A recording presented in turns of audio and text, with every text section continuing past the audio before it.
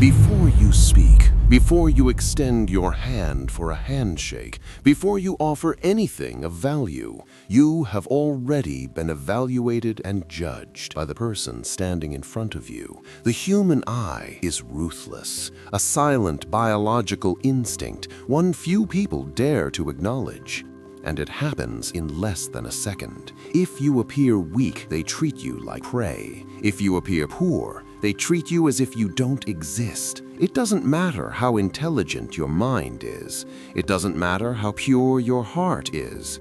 If your appearance suggests poverty, the world will quietly conspire to keep you there. In this video, we're going to uncover the signals that make you appear worthless in the eyes of others, sometimes even in the eyes of an entire room. But before we go further, you need to understand a secret Machiavelli grasped nearly 500 years ago, a secret carefully guarded by those who benefited from it, a secret that helped them maintain power while others remained invisible. He warned us with chilling clarity. The general public is always deceived by appearances, and the world is mostly vulgar. And if you think that insight is outdated, think again, because you've felt it. You've walked into a room and felt the temperature change. You've seen eyes slide past you as if you were nothing more than furniture. And you've watched men beneath you, less intelligent, less disciplined, sometimes even more dishonest,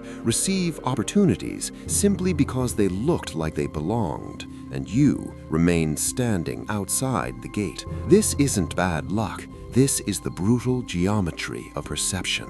And until you understand it, everything will work against you. Most people believe poverty is purely financial, but that's not how the human animal perceives it. To the primal mind, poverty is a scent, a signal of vulnerability, and nature despises vulnerability. But when I say you look poor, I'm not talking about ripped clothes. I mean something far more subtle. You look diminished. That single impression triggers a predatory response in people.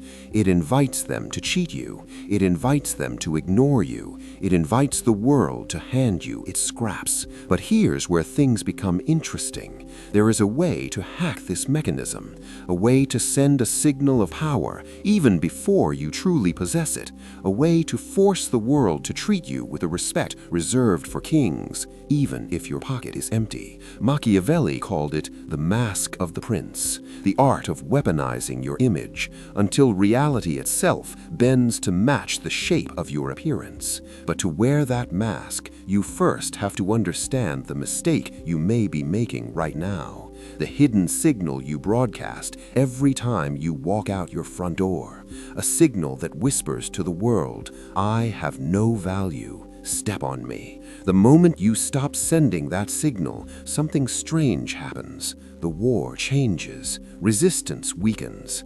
But first, we must understand why the world punishes the look of poverty with such quiet brutality. The world isn't fair. The world is efficient, and the human brain is the most ruthless efficiency machine ever created. It does not want to work. It does not want to sift through the mud of your appearance, searching for the gold of your character. It wants shortcuts, and appearance is the ultimate shortcut. When you present yourself as neglected, hunched, or apologetic, you hand people a ready-made verdict against you. You spare them the effort of evaluating you. You silently announce, "I've already surrendered, so feel free to surrender on me too." Understand something important. People don't despise the poor simply because they lack money.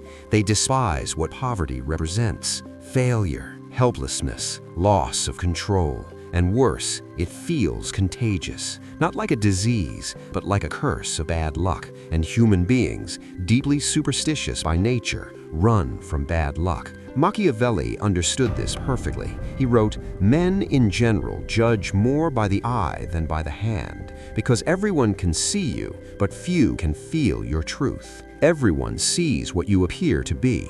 Very few ever discover what you truly are." Think about the last time you saw a man in a stained shirt, shoulders collapsed, eyes fixed on the ground. Did you stop and ask about his philosophy? Did you wonder if he might be a brilliant poet or a visionary thinker? Of course not. You labeled him instantly: broken, defeated, a void. Not out of cruelty, but out of efficiency. And here's the uncomfortable truth. Sometimes that man is you. We lie to ourselves so we can sleep at night. We say things like, "I'm authentic. I don't care what people think. I dress for comfort." But listen carefully. That language often belongs to the victim. Comfort is the quiet enemy of power, and authenticity without authority is just noise. When you look poor, everything begins working against you because you removed your armor. You entered the battlefield naked, and in war, the naked are not pitied, the naked are crushed. This brings us to something psychologists call the horn effect,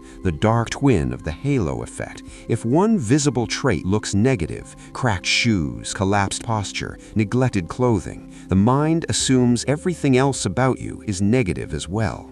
Lazy, undisciplined, unreliable. Why? Because discipline is visible.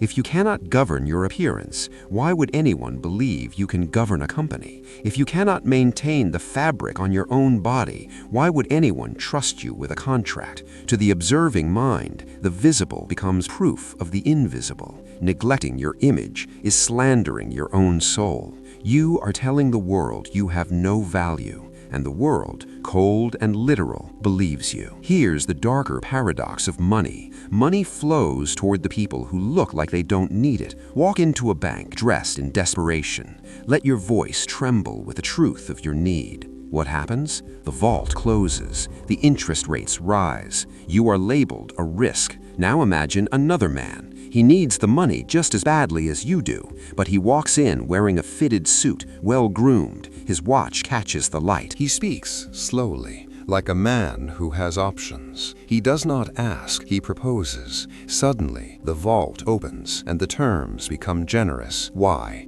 Because he sent the signal of abundance. Human beings live by association. We associate wealth with capability and poverty with incompetence. If you look like you need help, you often won't receive it. But if you look like you can provide help, resources begin appearing around you. That's why fake it till you make it isn't vanity, it's survival strategy. Machiavellian pragmatism. To look poor is to announce cost. To look wealthy is to announce investment. And everyone prefers an investment. When you enter negotiations looking diminished, you ask for charity, and charity is rarely generous. It's cold scraps, given with quiet contempt. But when you enter looking formidable, you offer an alliance, and alliances command respect. People are terrified of being associated with failure. If they hire someone who looks sloppy and he fails, they're foolish. We should have known. But if they hire someone who looks impeccable and he fails, they're forgiven. He fooled all of us. He looked the part. Your appearance becomes an insurance policy for decision makers. When you look the part, you reduce the perceived risk of betting on you. And if you refuse to play this game, you're not being authentic, you're being arrogant. You expect the world to spend time discovering your hidden value, but the world owes you nothing. Your duty is to dig out your value and coat it in gold so even the blind can see it. Machiavelli advised princes to be simulators and dissimulators, to hide their true nature when it worked against them and project the nature the situation demanded. If you are hungry, look full. If you are anxious, look calm. If you are poor, appear merely in disguise, traveling incognito. Because the moment people smell desperation, the sharks begin to circle. And this goes deeper than society. It touches biology. Dominance hierarchies exist everywhere in nature. Lobsters, wolves, chimpanzees, humans. Every creature scans the environment for status. Consider a wolf watching a sheep limp. Does it feel compassion? Does it say, "Let me help"? Of course not. The limp triggers the kill instinct. Human society is simply a civilized version of that same dynamic. We don't rip throats out with teeth. We do it with ridicule, with exclusion, with lawsuits, with insulting offers. When you look poor, you are limping. You are signaling, I have no allies, I have no resources, no one will avenge me. And that makes you a low-risk target. But when you look powerful, predators hesitate. And that hesitation is everything.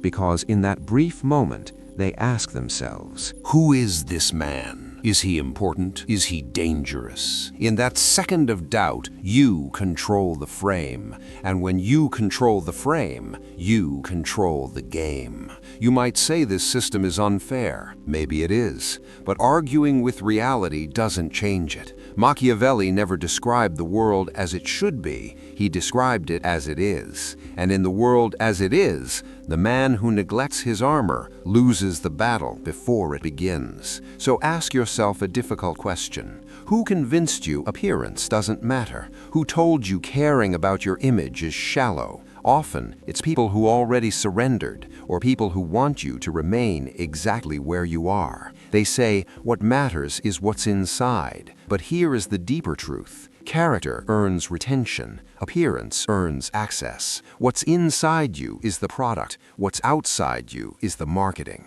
You might possess a brilliant mind, a revolutionary idea, a masterpiece of thought. But if you wrap that masterpiece in neglect, hide it in shadows, and label it authenticity, no one will buy it. Marketing is not deception. Marketing is respect for the product. If you truly value your mind, your ideas, your character, why would you place them inside a temple that looks like a ruin? The world mirrors the respect you show yourself. Treat yourself like a discounted item, and the world will bargain with you. Treat yourself like a rare artifact, and people approach carefully, even reverently, and something deeper happens. When you discipline your appearance, you begin disciplining your mind. External order begins shaping internal order. Stand straight, wear clean clothes, maintain your presence, and watch how your thinking changes. You become deliberate, measured, certain. The mask slowly becomes the face.